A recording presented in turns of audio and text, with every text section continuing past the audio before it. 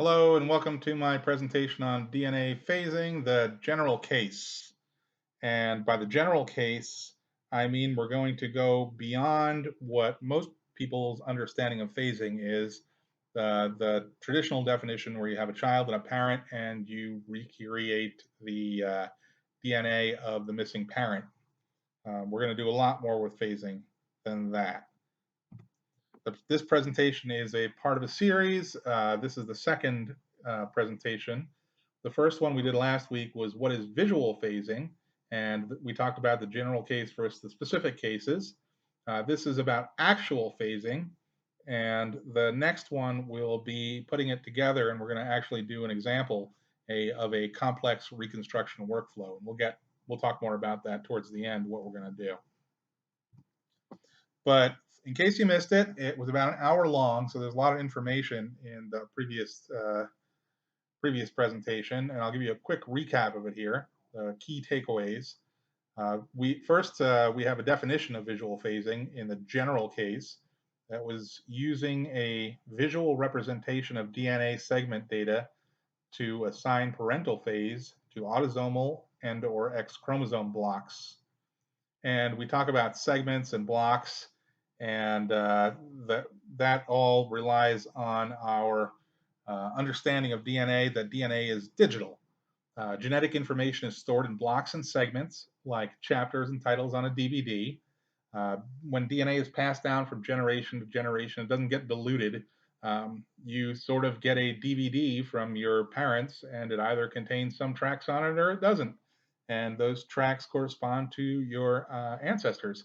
So when you see, like on a lot of the Facebook groups, people asking, well, I don't see my Native American ancestor in my ethnicity, or I don't see this particular ethnicity, or I don't see any matches from this particular ancestor. That's what's going on most of the time. Sometimes they just haven't tested, but the vast majority of the time, it's because that track just doesn't happen to be on the DVD you inherited. It only fits so many tracks. Okay, visual phasing in the general case does not require sibling data. That is the specific case. And by that specific case, I'm talking about the most famous case of visual phasing, which is the Stephen Fox spreadsheet, an extremely useful tool if you have multiple siblings and you can create or you can map those siblings in terms of what DNA was inherited from which of their grandparents. But there's more to visual phasing than that. That is just a extremely important specific case of it. And finally, the last takeaway from that previous presentation was that whenever possible, visual phasing should be accomplished using actual phased data. Using unphased resources adds unnecessary complexity to the task at hand. And I understand that you can't always have access to phased data, but the biggest thing that I hear people say, or the most common thing that I hear people say, well, I'm not using phased data because I can't phase my data because my parents aren't available. And we're going to expand, the definition of phasing today, so that to go beyond using parents to phase your data, so that really opens the door to a wider amount of visual phasing opportunities and phasing opportunities. All right, let's get into it. This definition is not all that different than the typical definition of DNA phasing. DNA phasing, in the general case, is isolating genetic information stored on one's paternal copies of his or her chromosomes from genetic information stored on the corresponding maternal copies. There are some subtle differences between this and the traditional definition of DNA phasing. I think that the traditional definition would probably include, if phrased this way, the word all. So the traditional definition would be DNA phasing is isolating all of the genetic information stored on one's paternal copies of his or her chromosomes from all of the genetic information stored on the corresponding maternal copies. Whereas my definition contemplates that you would phase something less than the entire genome, and that you would phase perhaps at the block or segment level. And another distinction is that I think the traditional definition would probably have a little extra clause at the end that would say splitting the information stored on the paternal copies from the genetic information stored on the corresponding maternal copies into separate DNA kits or into different files. Whereas one file will contain exclusively paternal information and the other file will contain exclusively maternal information. And I'd like to expand our thinking beyond that and say that since phasing can be done at the block or segment level, it's not of extreme concern whether or not the output that you obtain contains only paternal or only maternal information, so much as that at the block or segment level that it does. So that if you're block phasing, for example, then your output file will contain blocks of paternal information followed by perhaps a block of maternal information and keep switching back and forth. Whereas at the segment level, you may have segments, a couple segments on the paternal side, and in the single output file, followed by some segments from the maternal copy of the chromosome. So each output file, because we are still going to be using, we're going to be creating DNA kits. Each output DNA kit is not necessarily going to have to be all paternal or all maternal information. And that's an important distinction between my definition, my broad definition of DNA phasing in the general case, and the standard definition. Okay, so phasing is a bit level process. We use it for genetic genealogy at the segment or block or entire genome level, but the algorithm that actually performs the phasing is bit level. And by bit level, I mean it operates at the very smallest quantum, if you will, or the very smallest unit of information stored on our chromosomes, and that's at the SNP level. And what we have in a typical raw data file from one of the major testing companies is that on any given line, there's information regarding whether the paternal copy and maternal copy of the chromosome at that given position has an A, a C, or a G, or a T, which correspond to the 4 amino acid bases of a DNA molecule. So we're going to take a look at a typical single SNP here, and it's a G and a T. It's a very common configuration. In the raw DNA file, it'll probably say G and a T, but we won't know whether G is the paternal copy or the maternal copy. Here I've color-coded them, but in your real raw DNA file, they're not color-coded, and they look something more like on the bottom left where I wrote unphased data. Sometimes the paternal copy will be in column 1, sometimes it'll be in column 2. It's pretty random. Maybe in the future there'll be technology where that's not the case, but right now that's what appears in a typical raw DNA file. So the goal of phasing is to create something more like what's on the right side, where I took all the blue, which I interpreted to mean, or which I chose to mean as paternal, and all of the red, which I intended to be the maternal copy of the chromosome, and I separated them, and we make a file for each.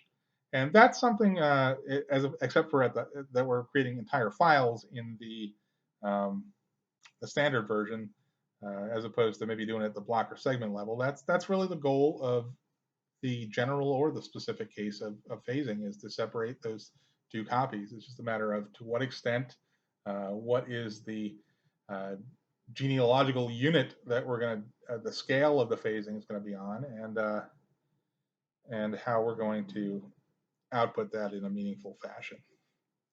All right, so at the bottom, I wrote phasing can be applied to individual segments, blocks, or across entire genomes. We've talked about that briefly. Let's discuss briefly a specific case, the parent-child phasing. And this is the most familiar type, or should be the most familiar type of phasing for most genetic genealogists.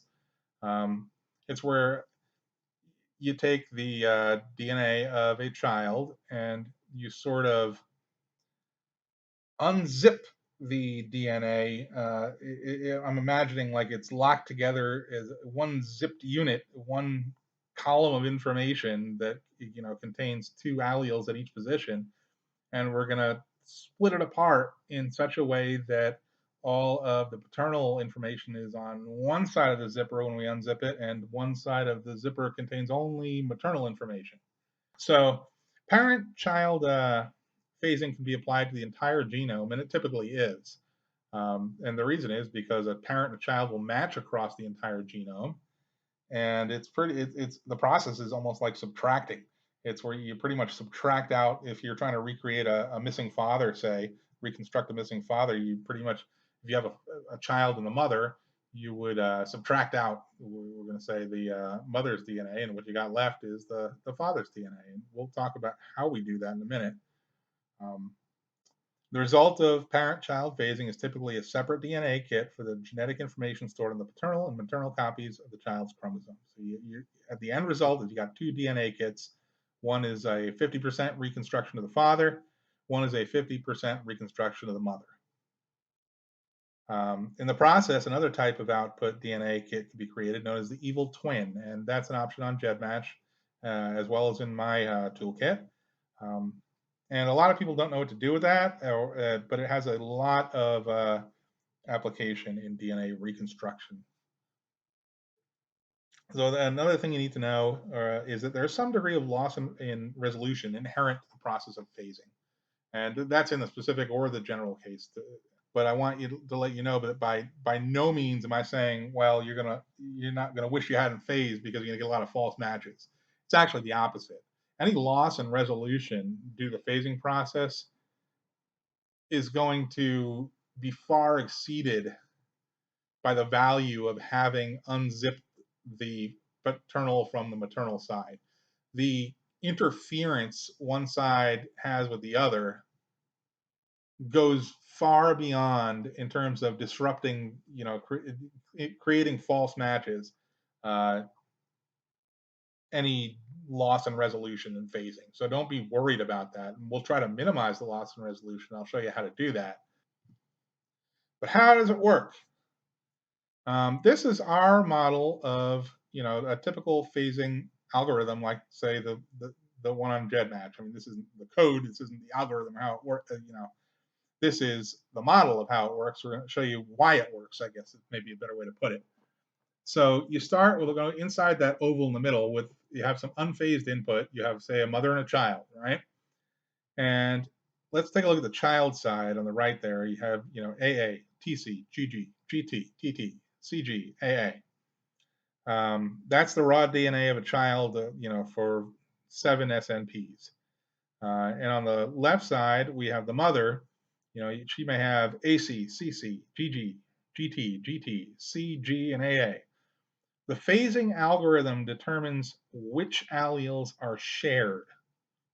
So in the first row, for example, the mother has AC and the child has AA. They share an A. So the child has two A's because it got one A from the mother and one from the father, who in this case has not tested. So if we go outside the oval to the right, we see we put in the maternal copy column, we put an A because that's the shared allele. And we put a paternal copy, we put an A. And if we look at on the left of the oval, we have the maternal evil twin, we call it, and that's what mom could have passed to the child but didn't. If he had a child with exactly the opposite strands of DNA, she would have given the evil twin the C instead of giving the actual child an A. For every one, she's going to do the opposite. That's your maternal evil twin. And if you look at the next row, we got CC. In this case, the mother had two C's. The child is a T and C, so we know we must have got the C from the mother because the mother didn't have a T, and therefore the T must belong to the father. So on the right of the oval, we put the C in the maternal copy column. We put the T in the paternal copy column. And for the mother, the evil twin would have gotten a C just like the child did because all she has is C's to offer to any child. Next one's an easy one because they both have G's, and the child has two G's, the mother has two G's. G's for everyone. The evil twin gets a G, the mother gets a G, the father gets a G. What you should be thinking about, though, is that we're producing three streams of output here. We're producing maternal copy, a paternal copy, and a maternal evil twin. And whenever we phase two unphased kits, what we can do is we can create three streams of data, I would call it. Now, the next one's an unusual. It's not unusual, and it happens all the time across the chromosomes, but it's one that a lot of people don't consider when we're phasing, and this is why resolution is dropped a little bit when we phase. Let's say the mother has GT and the child has GT. So which one did the child get from the mother? Well, there's not enough information to tell, because the mother could have, passed the child her G, and the father could have given the child the T, or vice versa. So what the result is in a phased output kit, either whether it's the maternal copy, the paternal copy, or the evil twin, is it's called a no call. A lot of companies, I know Ancestry.com uses a 0 for a no call if you look at a raw DNA file, although their no calls are for a different reason. It's due to ability to read a specific SNP on the chip, whereas these no calls are logical no calls. They are no calls because the logical ambiguity created them, that you can't tell through the phasing process whether an allele is paternal or maternal.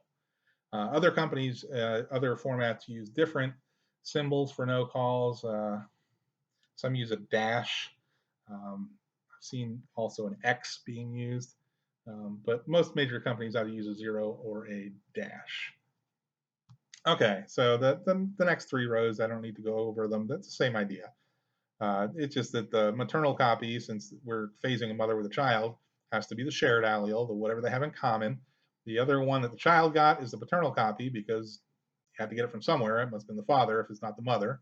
And the maternal evil twin gets whatever mom could have given to the child, but didn't because she gave the other one.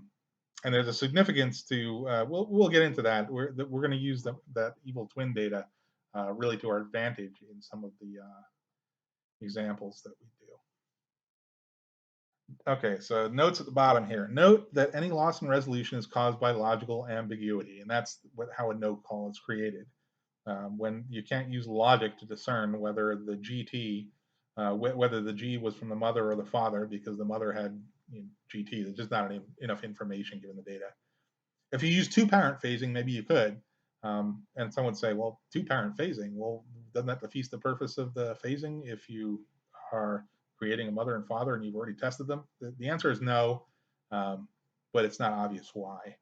But you want, even if you have parents that have tested, you still want to phase the child. Okay. Placeholders left at the SNPs where phasing cannot be accomplished are called no calls. We've went over that. Also note that the parent-child phasing can be accomplished across the entire genome because a parent and child share matching DNA across the entire genome. In this special case, the child inherited an entire copy of each chromosome from his mother, with whom the DNA is being compared. All right, so I knew it. I need a parent to test if I want to phase my DNA, right? Wrong. Let's explore phasing in the general case, which does not require testing a parent. To do this, we just need to adjust our model. So this looks awful similar, and most of the letters are the same, although I changed them up a little bit because it actually is a different donor here. The wording has changed. And this is a model that sort of explains what happens when you use an algorithm like the Lazarus algorithm on GEDmatch.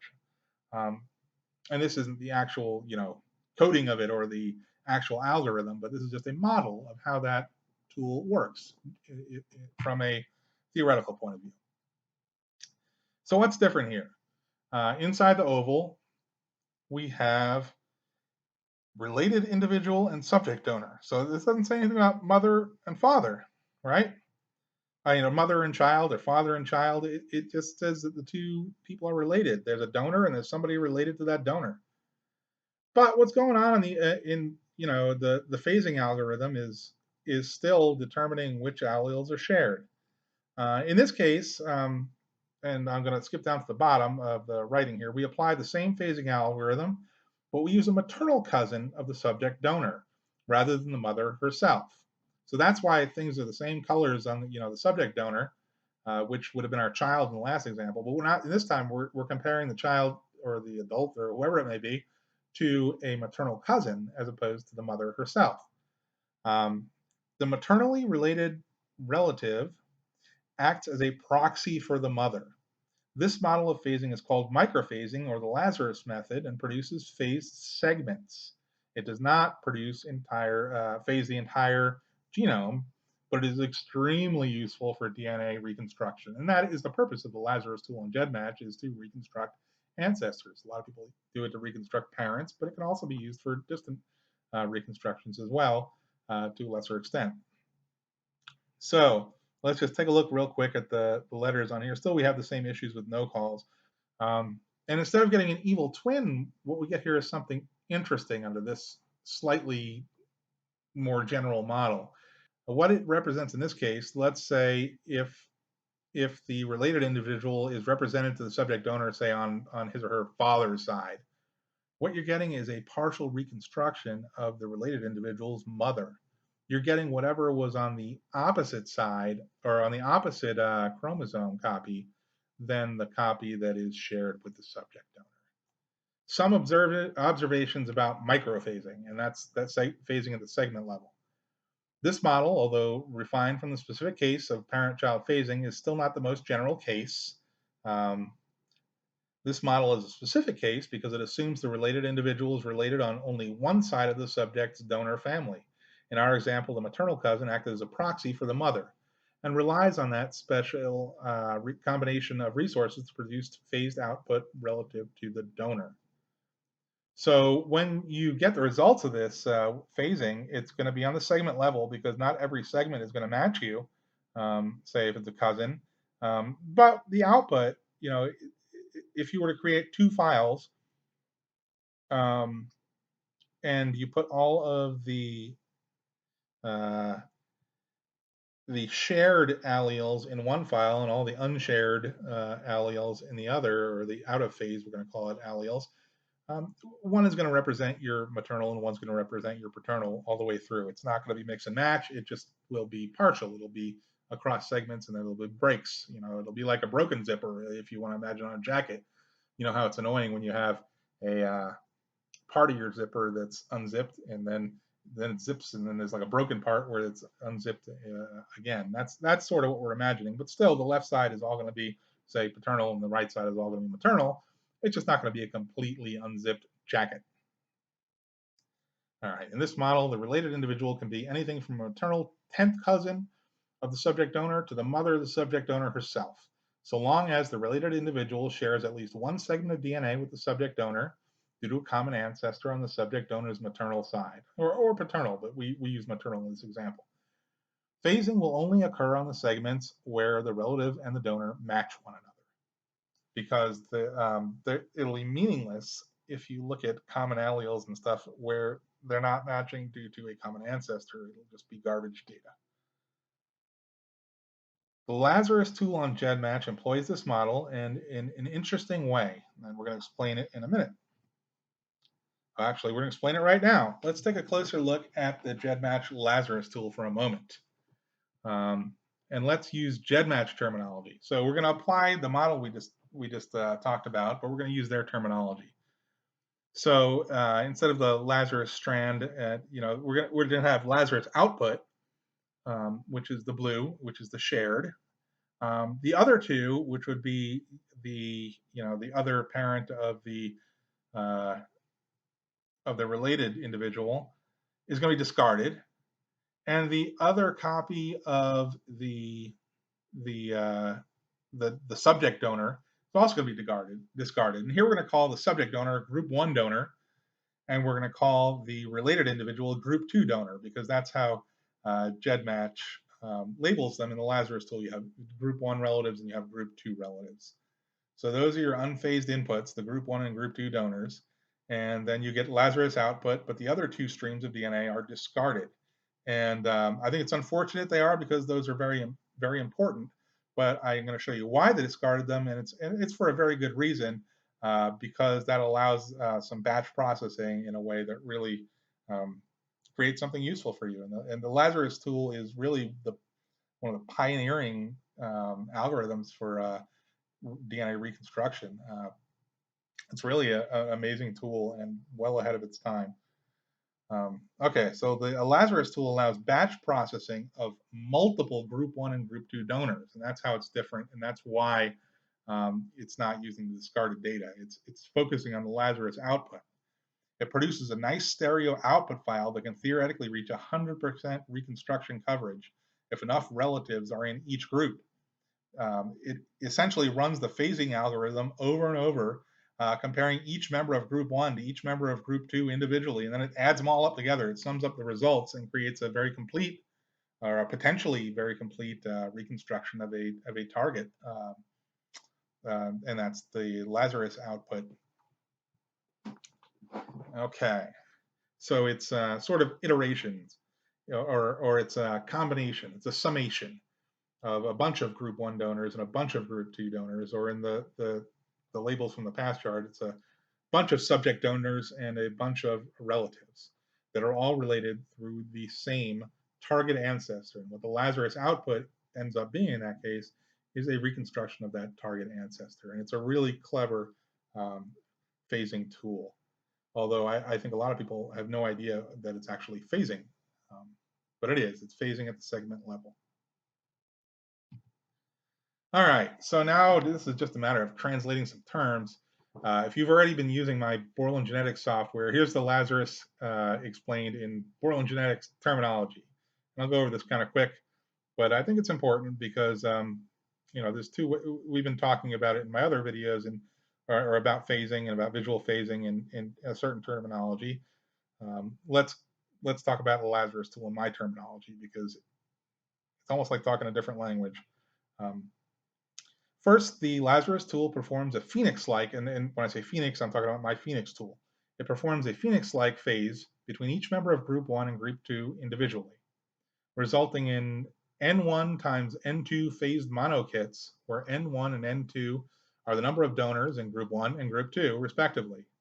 Then it performs the functional equivalent of a Humpty Dumpty merge to stereo, because my Humpty Dumpty tool has 3 different possible modes. It's a mono to stereo Humpty Dumpty, resulting it uses the resulting N1 times N2 monokits, and it yields a single stereo output kit. The additional columns of discarded or not calculated data represent dark side phased output in Borland genetics software. So my software keeps track of the discarded information for reconstruction purposes. Access to that data is not available on GEDmatch, unless you're using the phasing the entire genome, in which case you can create a maternal, anti-twin, or a paternal anti-sibling. But I'm talking about when you use the Lazarus kit. It discards those other 2 columns of data, whereas those can be retrieved using my dark side tool. Okay, by allowing multiple group 1 donors in the batch process, the Lazarus tool inherently allows cross-clade contributions and therefore must generate stereo data. If you want to learn more about DNA sibling clades, you could read the instructions to my toolkit. It explains that in great detail.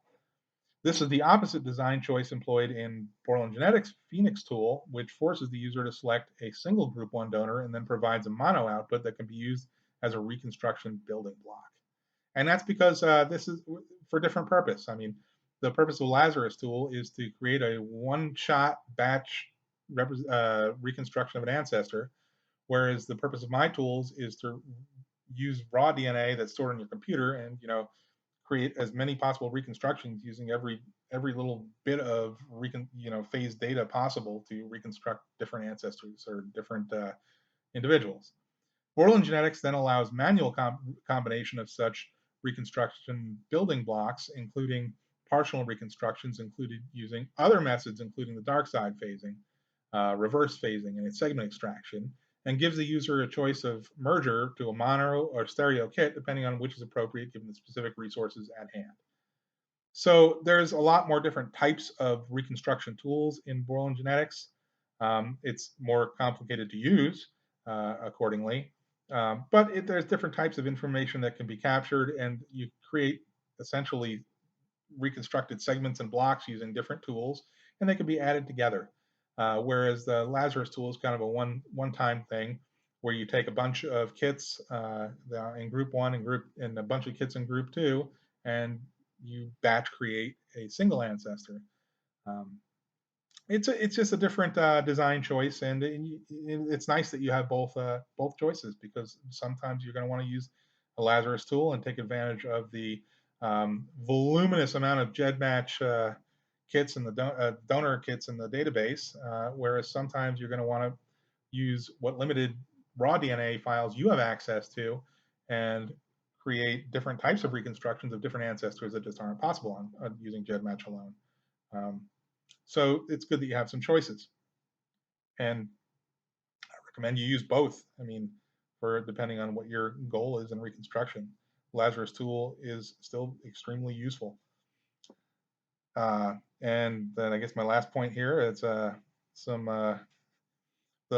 Lazarus tool is lightning fast, and it is fully automated and takes full advantage of the voluminous GEDmatch donor database, allowing users to select up to 100 Group 2 donors, whereas Borland Genetics Toolkit is geared at turning complex general case visual phasing workflows into reconstructed output kits using only raw DNA data stored on one's personal computer. So they're different methods, different for different purposes, and I encourage you to learn how to use both.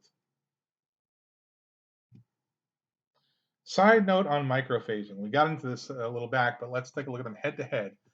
These are the two cases here, the Lazarus and the parent-child phasing. When we use the maternal copy, or when we use the mother and child, we got 2 no calls, and we used the cousin, the maternal cousin and a child, we got 2 no calls, but one of those is in a different space. So what does that do for us? Well, it tells us that we may want to do both, or that we may want to use multiple cousins.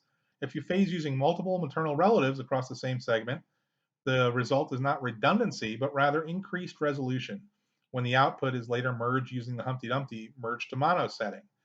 Now, let's generalize one step further and do away with the notion of paternal and maternal relatives.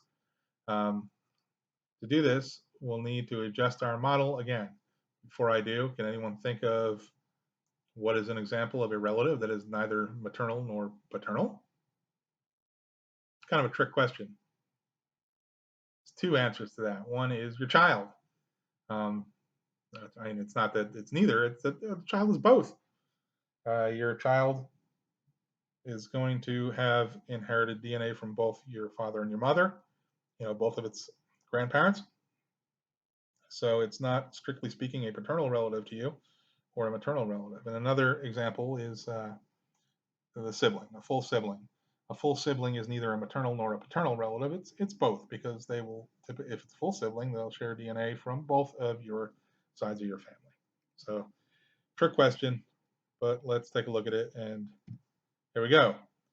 I've done a little rearranging here. For this is a colorless model, and we'll add some color to it in a minute. But I want to emphasize before I add color, just the way we're thinking about things here. We're moving over, because the goal now in the general model isn't to create a paternal kit and a maternal kit. Okay, we're gonna phase. We're going to separate maternal copy from paternal copy across either segments or blocks or whatever we need to do. But let's put the shared allele in the middle. Okay, so now instead of having a 2 on the right side, I'm going to have 1 in the middle, which is the in phase allele, we're going to call it, and we're going to have 2 out of phase alleles, and there's going to be 1 on the left and 1 on the right. And there's nothing special about the donors anymore. We're not considering one the subject and the other a relative. They're on equal grounds in my symmetric diagram. But the phasing algorithm is exactly the same. It's just a different way of thinking about the results that's going to be a little more conducive to some of the future examples if we think about it in this more abstract form, this more symmetrical form where we have three possible streams. One is you know, the shared, and the other two are the other alleles that are available in each donor, and we'll call them dark side alleles, just because that's my tool in my toolkit. Is called the dark side tool that generates these. Now let's add some color, and I turned the two ovals into a Venn diagram in the middle here. And the reason I did that is I know if you've seen any of my previous videos, or if you've taken a look at any of the visual phasing that I've done on DNA Painter that I've shared in any of the Facebook groups, I often use the intersect symbol. And the reason I do that is because that's this diagram here explains why. Because what we're looking at with the in-phase alleles is an intersection of unphased donor 1 and unphased donor 2. So a lot of times I'll use A and B instead of 1 and 2, and I'll use the symbol A intersect, which looks like an upside down U, and B, and that's why I'm using it, because that's the notation used when you discuss Venn diagrams, which is what I used originally when I was creating these algorithms to manage my workflow as a software engineer. Okay, so everything else is the same here, because I call them out of phase as opposed to dark side. I think it's just the general terminology that doesn't, not specific to any specific software. You got the in phase in the middle, and you got two out of phase. That's the three streams of DNA. And I highlighted in yellow the in phase alleles. And I didn't choose blue and red, or blue and pink. I don't know where pink is in PowerPoint, but that's what I was going for when I started this. I just used a neutral yellow color to show the shared ones. And still we had no calls here in all three output streams. But that is phasing in the general case. That's how we're going to think about it. And so we're going to have, if unphased donor 1, we'll call that A, and unphased donor 2 is B, we're going to call the first stream, where it says out of phase alleles with respect to donor 1 on the left, we're going to call that AXB. The middle one, we're going to call A intersect, or upside down U, B. And then on the right, we're going to call BXA in a lot of the diagrams that I make in some of my other videos or on my DNA Painter profiles. So now you'll see why. Now you see why I use that particular terminology. Okay. Let's re-examine parent-child phasing under this model. And there's nothing different about this process. I mean, we're doing the same thing here, but we're just going to look at it in a more symmetric fashion. Look at it from the eyes, or from the lens of our symmetric general case framework, and just to keep our minds open to what's going on and maybe identify some things that could be done differently.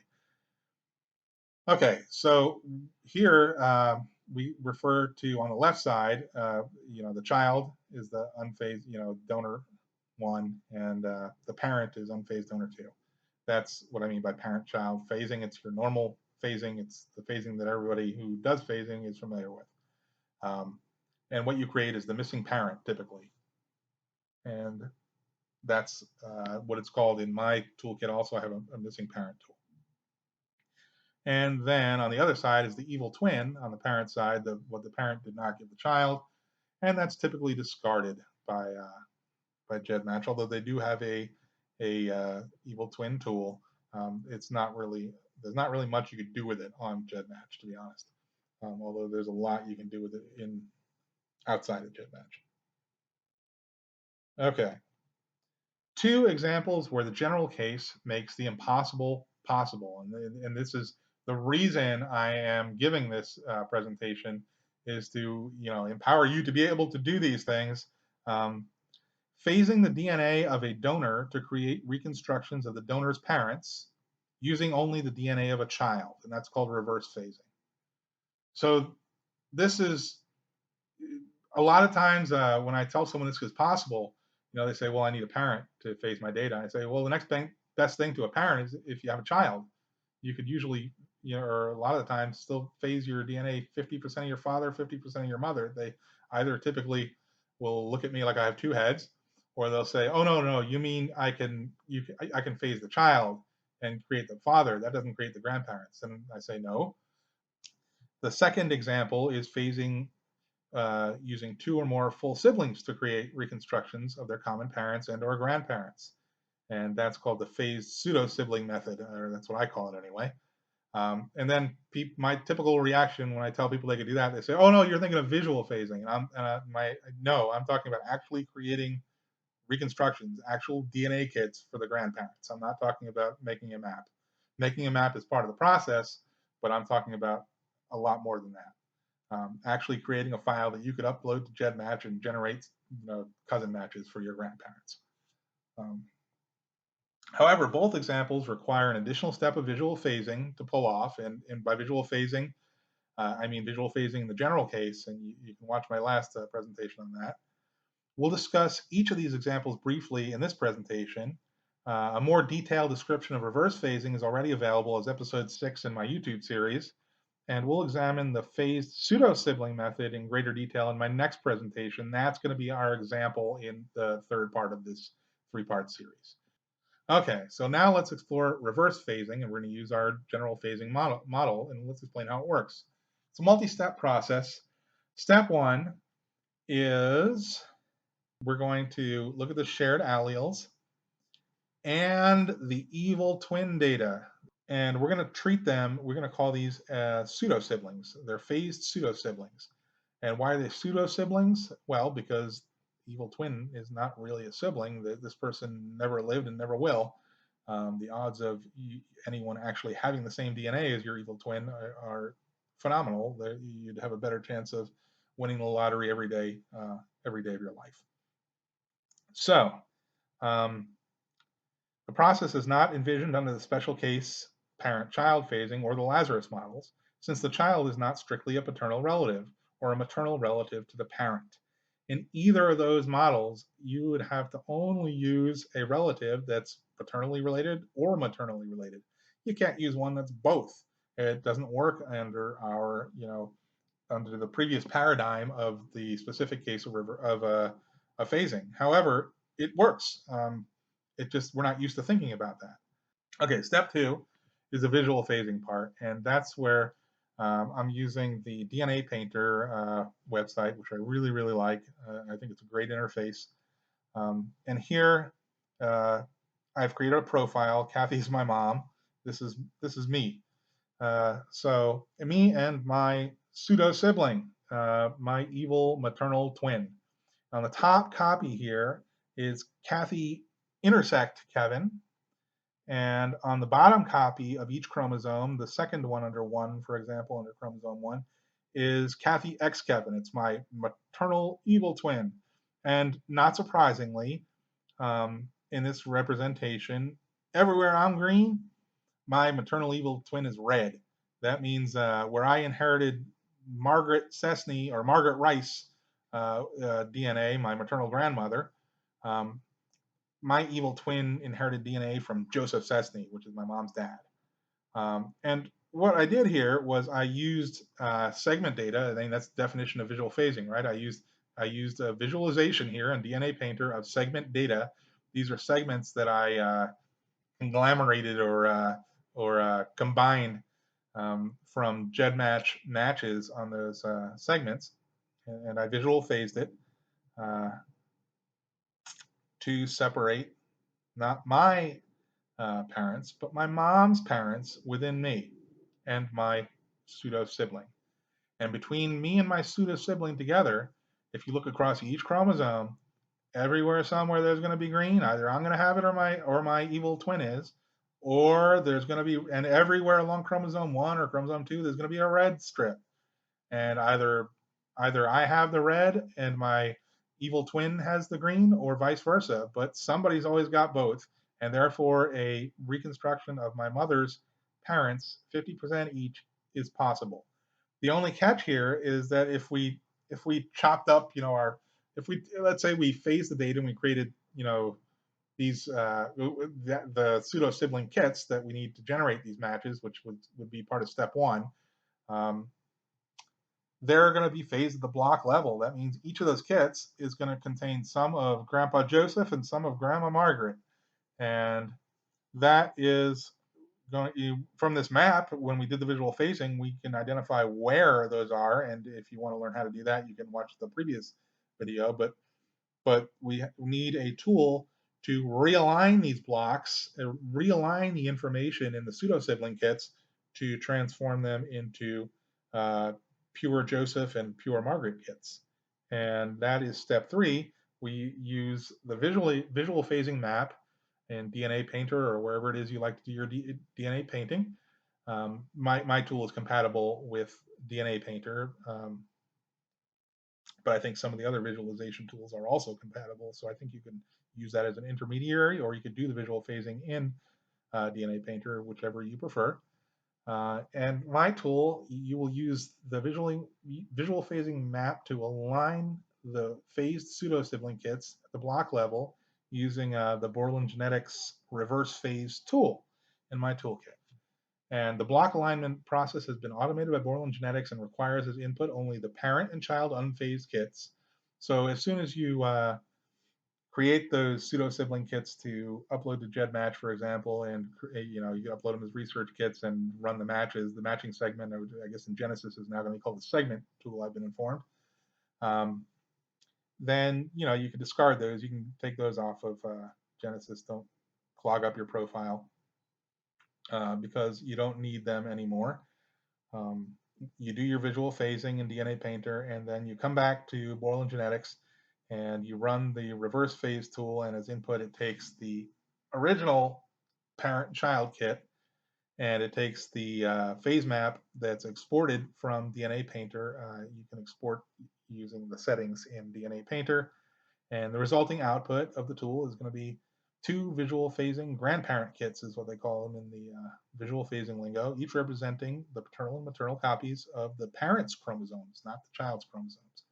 So one's going to be Joe and one's going to be Margaret in my case. All right, now some final thoughts on reverse phasing. Reconstruction coverage is potentially 50% of each target grandparent, i.e. when the parental phase can be successfully assigned to all blocks of phase data in the pseudo-sibling kits. That's not always the case. I mean, you're not always going to be 100% successful when you do a reverse phase, and that's okay. You can do partial. This is just as if the regular parent-child phasing was performed on the parent with a living grandparent. But instead of using one grandparent to reconstruct the missing one, we use the child, one single child, to reconstruct both grandparents in their absence. And that's a very powerful tool. It's one of the most important tools in DNA reconstruction. Reconstruction resolution. More no calls equals decreased resolution. But you can increase your resolution. It's achieved when multiple children are used, and the no calls in one phasing run are not aligned with the no calls in the other. That is, using multiple siblings resolves phasing ambiguity, thereby drastically increasing the output resolution of the grandparent kits. So let me rephrase that a little bit, make it easier to understand. I phased my mom against me, right? And I came up with my mom's dad and my mom's mom. Well, I also have a brother, and I also repeated the same process, from scratch, and I visually phased, and I created my mom's father and mother with my brother. It still creates the same 50% of each of them. It doesn't add any coverage by using my brother. However, when you do a Humpty Dumpty mono merge of the Joseph created using the process with me, and then the Joseph created using the process using my brother and my mother, when you use the merge to mono, I'd say half of those no calls roughly are filled, and the resolution is considerably higher. Okay, let's see. Repeating the process with multiple children will not, however, increase the maximum reconstruction coverage in terms of how much of each or what parts of each are reconstructed of the targets. which is limited by the amount of grandparent DNA inherited by the parent, i.e., 50% from each grandparent. That's, it's limited by the fact that my mom only inherited half of her DNA from each of those grandparents. So more children, same coverage, higher resolution. That's a good way to sum up those last two bullet points. Okay, the pseudo-sibling files can either be generated using the Borland Genetics Ultimate Phaser tool, and the advantage with that is you can create both at once. It allows you to select two boxes, or by using the Phoenix and Darkside tools. Um, this will not be the case when we apply the phase pseudo-sibling method in the case of three siblings. So when we do that in the next video, we'll need to use the Phoenix tool and Darkside tools, as we won't be phasing the entire genome in our sibling comparisons. So my ultimate phaser tool phases entire genomes, although it can be bound using the extract segment tools, and that's a subject for an entirely different video. Whereas the Darkside and Phoenix are more like the Lazarus in that they apply microphasing, so that there's no need to bind them. They can be run on any sort of relative without having to tell whatever it is, which parts of the output that you want to use and which parts are garbage and meaningless because uh, the relatives don't match. The reverse phase block alignment tool does not require the pseudo-sibling kits as input. They're just created to assist in the visual phasing process. And I think I mentioned that. And therefore, they can be created using GEDmatch phasing tool by simply replacing the parent and child roles. So you could use the available phasing, the regular phasing tool to create these pseudo-siblings, just by switching, if GEDmatch says put in the parent, you put in the child, and if they say put in the child, put in the parent. And when you assign gender, if you wanted to process the X chromosome properly, just make sure, if the child happens to be a female, put that as the mother. If the child happens to be a son, put that as the father. And I think that should handle the X chromosomes nicely as well. However, there's a widely reported glitch in the classic GEDmatch phasing algorithm affecting the in-phase pseudo-sibling output. That is, it affects the shared allele. I am not aware as to whether this glitch has been remedied in GEDmatch Genesis. I haven't tried it. Maybe somebody can put in the notes whether or not that has been improved. If not, I'm sure they will. This glitch is not present in the Borland Genetics phasing tools, and so using my tools for this purpose is highly recommended, unless or until somebody confirms that they've fixed that glitch. Second example, phasing a series of full siblings using the phased pseudo-sibling method. And like I said, we're not going to actually do it in this video. That's going to be the subject of an entire presentation to itself. But here's an overview of the workflow and how we're going to do it. We had 3 steps when we did the reverse phase. This is a little more complex, and that's why I call it a complex workflow. And then it has 5 steps. Step 1, phase each sibling with respect to one another using the Phoenix and Darkside tools. Do not discard or forget to generate any of the possible output files. 3 for each sibling comparison. For a 3 sibling scenario, there are going to be 9 pseudo-sibling kits we're going to create it. So this is going to be 4.5 times as complicated as the visual phasing is as the reverse phasing that we did that only had 2 pseudo-siblings, me and my evil maternal twin. But here we're going to have SIB1. I'm going to say and just to make these read faster instead of intersect. But we're going to have SIB1 and SIB2, SIB1x SIB2, SIB2x SIB1, SIB1 and SIB3, SIB1x SIB3, SIB3x SIB1, SIB2 and SIB3, SIB2x SIB3, and SIB3x SIB2 are going to be our 9 pseudo-siblings. That's every possible permutation of a output file comparing each of the 3 siblings. For the 4 sibling scenario, the result is going to be 18 pseudo-sibling kits. For a 5 sibling scenario, you're going to get 30 unique pseudo-siblings. You're going to have a virtual army of pseudo-siblings here. And the formula is 1.5 times n minus 1. There's a typo in this presentation. I'll have to fix that, as was pointed out by one of my group members. Thank you for that. The general formula is 1.5 times n minus 1 for the n sibling scenario. So that grows by a factor of n squared is what I wanted to show by that, despite the mistake in my math. Step 2, Identify the portions of the pseudo-sibling kits that correspond to FIR regions, that's fully identical regions, in the sibling comparisons, and do a do not touch group on your visual phasing maps, indicating where the visual phasing is not to be performed. This is easily accomplished using GEDmatch Genesis one-to-one compare tool, because now they have in Genesis side, you can use the FIR comparison method. Step 3, perform visual phasing in the general case using stranger matches or any other criteria to assign phase to the blocks and segments identified by parity analysis of the pseudo-sibling data. This is easier than it sounds, despite the potential for a large amount of pseudo-sibling kits and despite the terminology. Once you learn to speak the language, you'll understand this stuff.